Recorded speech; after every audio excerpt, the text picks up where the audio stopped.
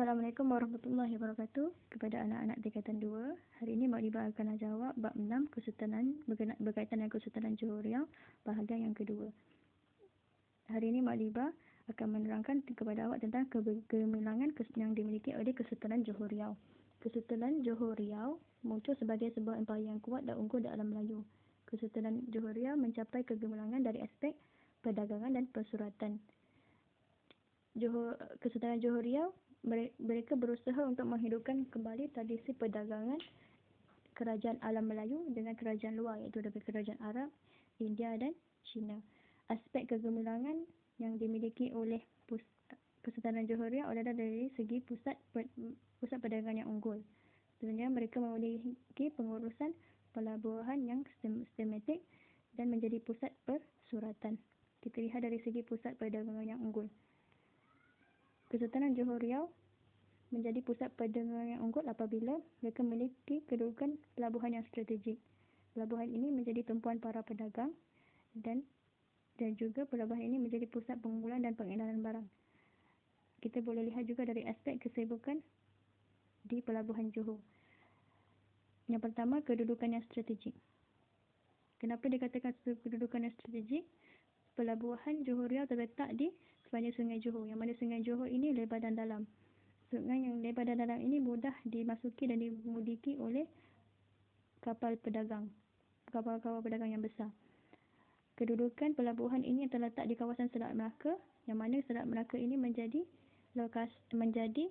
pengawal lalu lintas kapal dagang dari timur dan barat. Dan seterusnya, pelabuhan ini terletak di persimpangan lalu lintas, yang mana persimpangan ini menjadi tumpuan para pedagang. Yang kedua adalah tumpuan para pedagang. Pedagang daripada China, India, Belanda turun dan datang di pelabuhan Johor Riau. Pelabuhan kita boleh lihat daripada segi pedagang Jawa. Pedagang Jawa memilih untuk tidak berdagang di Melaka, di pelabuhan Melaka, kerana mereka tidak suka dengan kuasa Portugis. Portugis pada waktu ini sudah menguasai Melaka. Maka pedagang Johor memilih untuk berdagang di pedagang Jawa memilih untuk berdagang di pelabuhan Johor. Di sini juga menjadi tumpuan para pedagang daripada Siam untuk memasarkan hasil beras. Pusat pengumpulan dan pengedaran barang. Pelabuhan Johor menjadi pusat pengumpulan dan pengedaran pelbagai jenis barang dagangan. Kita boleh lihat antara barang dagangan ini adalah lada hitam, biji timah, emas, benang perak, sutera, seramik dan tembaga. Ada juga daripada India, kain, wangian dan manik. Dan juga terdapat juga beras daripada Siam dan Jawa. Lada hitam biasanya terdapat dibekalkan oleh Jambi. Biji timah dibekalkan dari kawasan Kelang dan Sungai Ujong. Dan emas dibekalkan oleh kuasa Indragiri. Seterusnya, kesibukan pelabuhan Johor. Kenapa pelabuhan Johor ini dikatakan pusat perdagangan unggul? Kerana terdapatnya 500 hingga 600 buah kapal dagang dari pelbagai negeri berlabuh di pelabuhan Johor dalam satu masa. Kita lihat juga dari sudut pengurusan pelabuhan. Kenapa dikatakan Kesultanan Johor Riau ini memiliki kegemilangan? Kerana mereka memiliki pengurusan pelabuhan yang sistematik dan mantap. Di pelabuhan ini, mereka mementingkan aspek kemudahan dari sudut urusan jual beli dan juga sistem naungan. Kemudahan yang disediakan di pelabuhan Johor antaranya adalah mereka menyediakan gudang bawah tanah. Gudang bawah tanah adalah tempat penyimpanan barang bagi mengelakkan barang dicuri ataupun dibakar ataupun terbakar. Di pelabuhan terdapat pegawai terlatih yang menjaga pelabuhan dan juga terdapat pengawal-pengawal yang menjaga keamanan pelabuhan. Di pelabuhan juga terdapat bekalan dagangan yang banyak hasil daripada tumpuan para pedagang. Maka bekalan-bekalan yang terdapat di pelabuhan Johor banyak dan pelbagai jenis. Dari sudut urusan jual beli, perdagangan dan urusan niaga di pelabuhan Johor diadakan dengan menggunakan sistem tukar barang dan menggunakan wang. Sultan Alauddin Shah telah memperkenalkan mata wang perak dan mata wang emas. Mata wang ini digunakan dalam urusan jual beli dan memudahkan urusan jual beli. Mata wang asing juga turut digunakan seperti pound sterling. Digunakan bermula pada abad ke-18. Di pelabuhan terdapat syah bandar, di mana syah bandar ini mengawal dan digelar sebagai pegawai pelabuhan.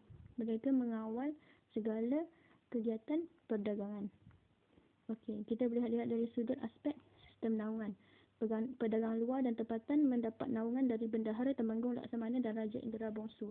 Para pedagang yang berdagang di pelabuhan Johor akan mendapat naungan dan mendapat jaminan keselamatan. Keuntungan daripada dagangan daripada pihak asing ini akan diberikan kepada pihak yang memberi naungan. Keuntungan yang diberi kepada pihak yang memberi naungan dipanggil sebagai cukai dagangan. Di sini pedagang mudah mendapat senat kebenaran dari Belanda dan boleh berlayar di Selat Melaka tanpa gangguan.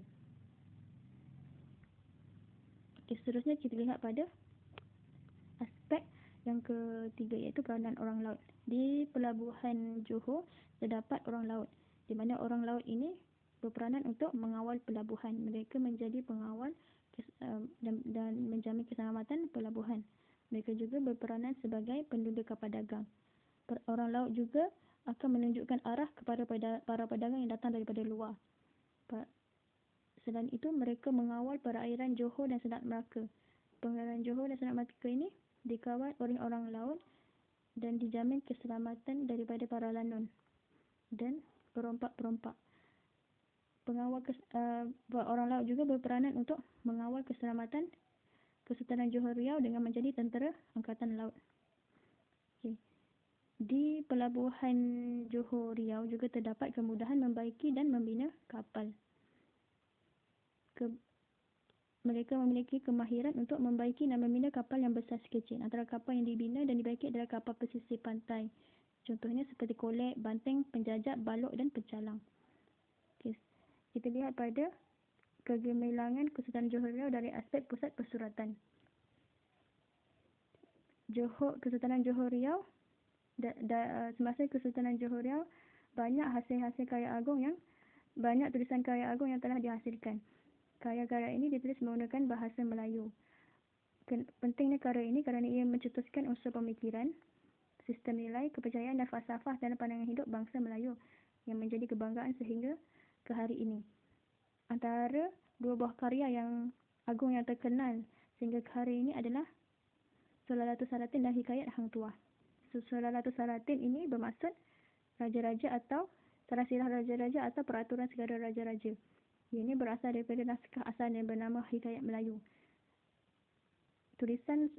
Penulisan karya Sulalatul Salatin ditulis semula oleh Tun Sri Lanang. Kandungannya menceritakan asal-usul keturunan raja-raja Melayu. Hikayat Hang Tuah pula dikatakan dihasilkan setelah kalahnya Portugis di Melaka pada tahun 1641. Karya ini menceritakan kepahlawanan Hang Tuah dan kegemilangan Kesultanan Melayu Melaka. Dalam kandungan juga berkaitan dengan ketaatan dan kesetaan Hang Tuah kepada raja. Antara tokoh penulis yang terkenal dari bangsa Melayu adalah Tun Sri Lanang. Tun Sri Lanang, nama sebenar beliau adalah Tun Muhammad bin Tun Ahmad Paduka Raja. Beliau lahir di Bukit Seluyung, Kota Tinggi. Antara jawatan Tun Sri Lanang adalah sebagai Bendahara Johor semasa kekuasaan Sultan Alauddin Riayat Shah II dan juga sebagai penasihat Sultan Iskandar Muda Aceh. Tun Sri Lanang juga pernah menjadi Raja Ulu Balang di Samar Langgar. Tun Sri Lanang bertanggungjawab untuk menulis dan menyusun semula Sulalatul Salatin.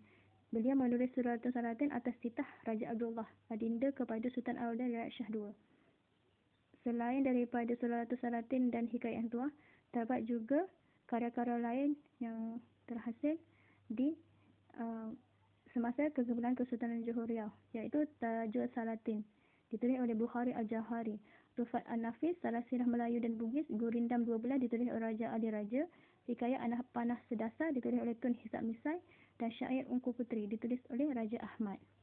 Okey. Kita lihat pada kesimpulan daripada bab ini. Kita boleh lihat bahawa kegemilangan sebagai pusat perdagangan dan pusat persuratan menjadikan Kesultanan Johor Riau sebagai sebuah kerajaan yang masyhur dan unggul di alam Melayu. Kegemilangan ini adalah kesinambungan daripada Kesultanan Melayu Melaka. Sebagai warga negara Malaysia, khususnya berbangsa Melayu, kita haruslah bersama-sama mengembalikan kegemilangan ini di negara Malaysia. Okey anak-anak, sampai itu sahaja untuk pengajaran hari ini. Terima kasih kerana sudi mendengar. Assalamualaikum warahmatullahi wabarakatuh.